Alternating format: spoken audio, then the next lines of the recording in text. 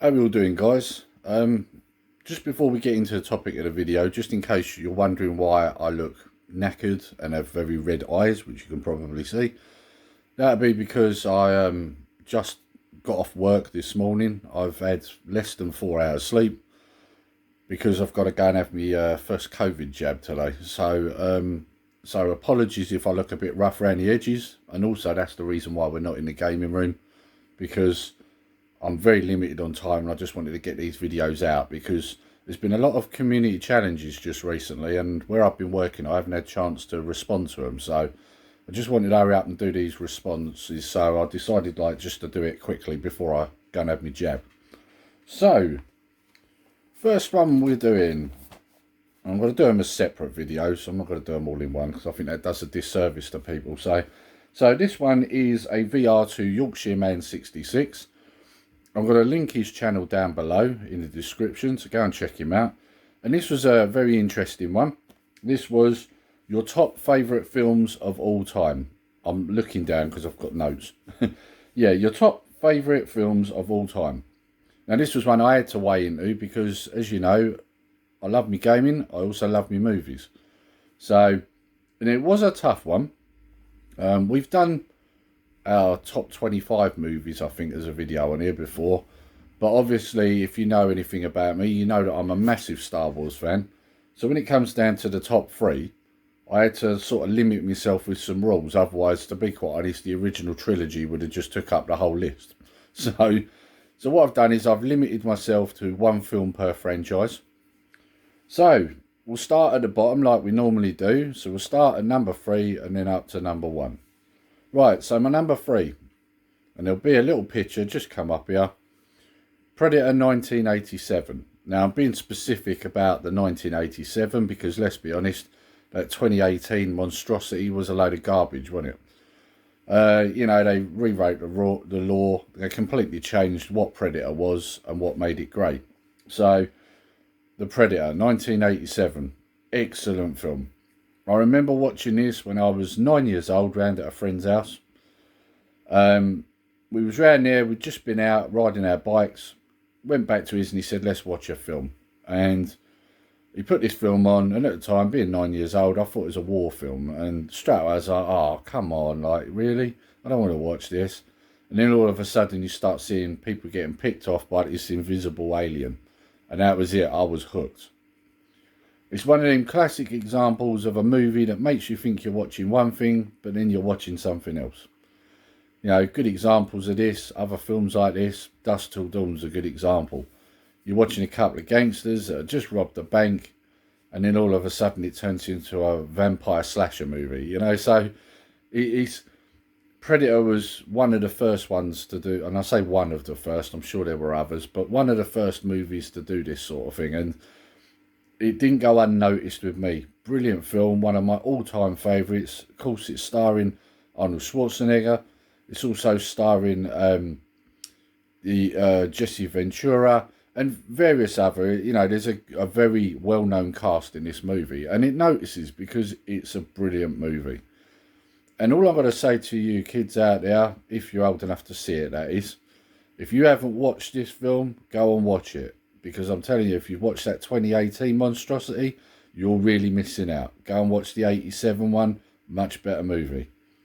And the funny thing about the 2018 version was the guy that directed that film, Shane Black, and I believe he did a lot of the writing for it as well, was the guy who played Hawkins in the original Predator movie. So you'd think that guy would have a good idea of what that series is about. But obviously not, because we got the 2018 version and it was bloody terrible. So I don't know quite what went wrong there. How can you star in a franchise and then get it so wrong? But anyway, I digress.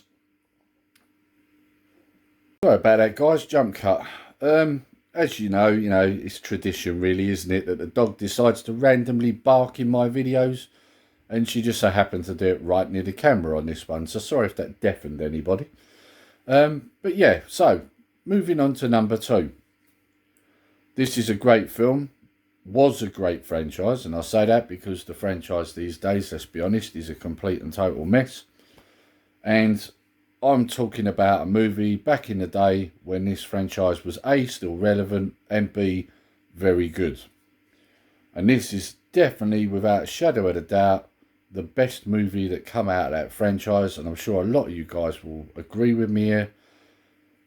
And before I say the name, even people that weren't fans of this franchise watched this movie and enjoyed it. It was rated one of the best films that year.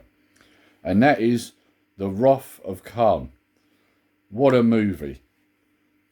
Even if you're a Star Trek fan and you love the franchise, you cannot say that the best movie isn't The Wrath of Khan or The Wrath of Khan, depending on where you come from. What a film. This was the first time that they took a massive gamble with the franchise. They did risk a lot with this film. You know, it's quite violent in places. There's plenty of blood. There's plenty of gore. Something we hadn't seen in Star Trek until this point. This film had a very serious tone to it. And boy did it notice, because it was such a groundbreaking movie. In fact, to a point that they tried to do a reboot, if you like, with the movie Into Darkness, where Khan was now played by Benedict Cumberbatch, and let's be honest, that was terrible, wasn't it? Like always, they get these decent films, they try to reimagine or try to redo it and improve it, and it falls flat. And the reason for that is because this was a great movie. Leave it alone. You didn't need to mess about with it. It was a great film, and part of the reason this was a great film was not because of all these fancy effects that you try and put in your new movies. It was because it didn't need all that. It had great actors. This film is full of great actors, and that's what makes this movie so good, above all else. But of course, you can't talk about this film without talking about the character Khan. What a compelling character. A guy that is so stricken with vengeance for the person who dumped him on this planet that he's prepared to go to any lengths to get his man. To a point where he ends up killing all his crew, his son, and even himself in the process of trying to do this. And of course, let's not forget the ending. And I'm not going to give that away here, because there might be some people watching this, some youngsters that haven't watched this movie. I won't give away what happens, but let's be honest, the ending was an important ending. And again, they tried to redo this in another reboot, and it really didn't work. They reversed the roles of who was involved, and it just had no emotion. There was nothing to it. And of course, in The Wrath of Khan, there was a lot of emotion. It was, you had two beloved characters in a terrible situation. And when you watch this movie, you felt it. You felt what they felt. So yeah, that's my number 2, The Wrath of Khan. And I dare anybody out there to find a better Star Trek movie than that, because there really isn't. And if you haven't watched the director's cut, I suggest you do.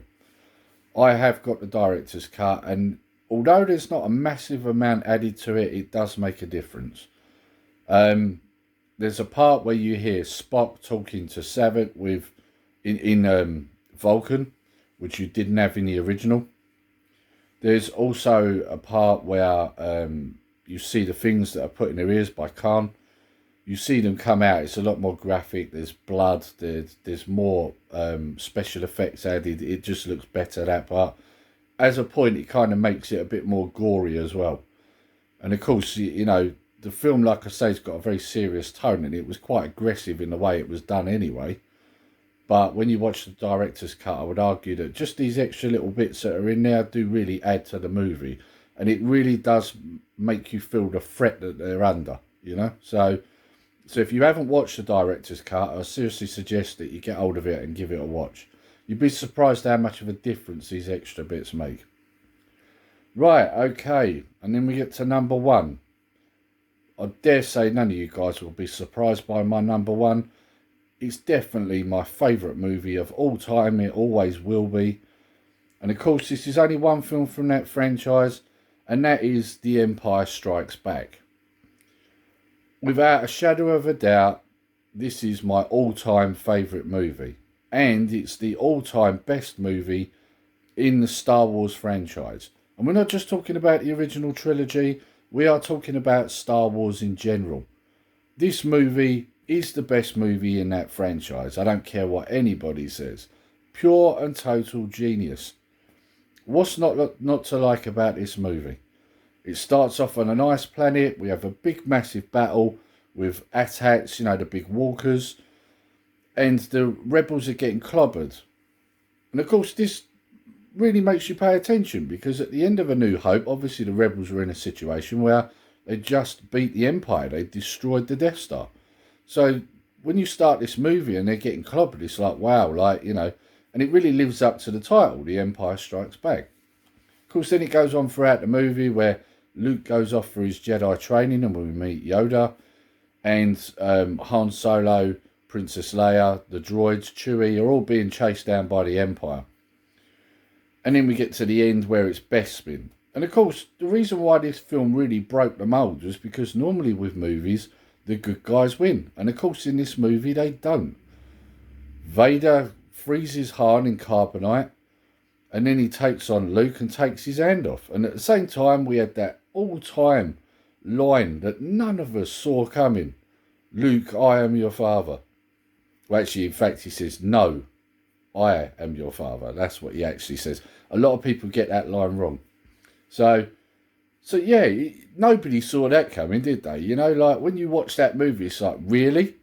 You know, because up until that point, people really weren't sure whether there was really a man in there, to be quite honest. So, I mean, you do hear that throwaway line from Alec Guinness in the original saying about he's more machine than man now. But you never really got the impression that there was much man left. But in this film, you clearly find out there is. And it's just a great movie. Like, he managed to pack so much into that film. And it's so action-packed that you don't realise how long the movie is. It goes very quick. But of course, the other thing is that in this movie, he did something that a lot of these new movies don't ever do. He developed the characters. He put in important scenes that were slowed down just a little bit so that you got some emotion from these scenes. And so you felt what these characters were going through. Something that's very much lacking in the new Star Wars, let me tell you that. But it was perfectly done. It was great timing. And of course, let's not forget, we also got introduced to a couple of other characters other than just Yoda. And Yoda's epic, we all know that. But of course, we was introduced to Lando Calrissian, very interesting character. And as you know, he become a major role in Return of the Jedi. And played by Billy D. Williams, what's not to like, you know. But then we was also introduced to Boba Fett, one of my all-time favourite Star Wars characters. And the reason for that is because of the mystery around the guy, you know. So you can imagine, I was very happy in the Mandalorian TV series when they brought him back. So, and that's not really a spoiler, everybody knows this now. So, but yeah, what a character. So, that's my 3 movies. Like I say, you're probably not surprised by my number 1 because everybody knows I love that movie. But I would argue that all 3 of these films are great movies and definitely had to be in my top 3. So yeah, if you haven't took part in this challenge yet, guys, head on over to Yorkshire Man 66. Like I say, I'll link his video in the description below. Go and watch his original video, the community challenge, and then maybe take part. Because sometimes it's nice to do something different, you know. And let's be honest, although we're all gamers on these channels, we all do watch movies. It's kind of intertwined. We all watch them. So maybe head on over there, watch his community challenge and take part. It'll be interesting to see what everybody else does with this. Anyway, a few things I just want to mention before I get into my usuals. I just want to mention that recently I was asked if I would become an admin on the Unofficial Anbernic fan group on Facebook. Reason for that being is because I talk to UK crowd gaming constantly, all the time, backwards and forwards. And it's because we have a love for gaming, but we also have a love for handheld emulation. And because obviously I've covered quite a few emulation devices on the channel, he asked if I was interested in becoming one of the admins, which I was. So yeah, so I'm now a part of that Facebook page with Wayne, Nate, Josh, and obviously Andy from UK Crowd Gaming. And I've been having a blast over there. Actually, I've been having a little chat with Nate and Wayne, and we've been backwards and forwards in about things. I've been mentioning about the Power Kitty V90 recently, and there's been some conversation about that. So yeah, if you are interested in your handheld emulation devices, just head on over there. I'll link that below as well. Yeah, and you can learn quite a bit from there, because if you are into these devices, you can find out what's new that's on the horizon, what's recently come out, if there's any firmware updates, etc, etc. It's all on there. So if you're interested about any of these things, just head on over there and give it a like. Right, so into my usuals. If you have enjoyed this video, please like, share and subscribe, and also hit that notification bell so that you're made aware of all our future videos. And also comment below.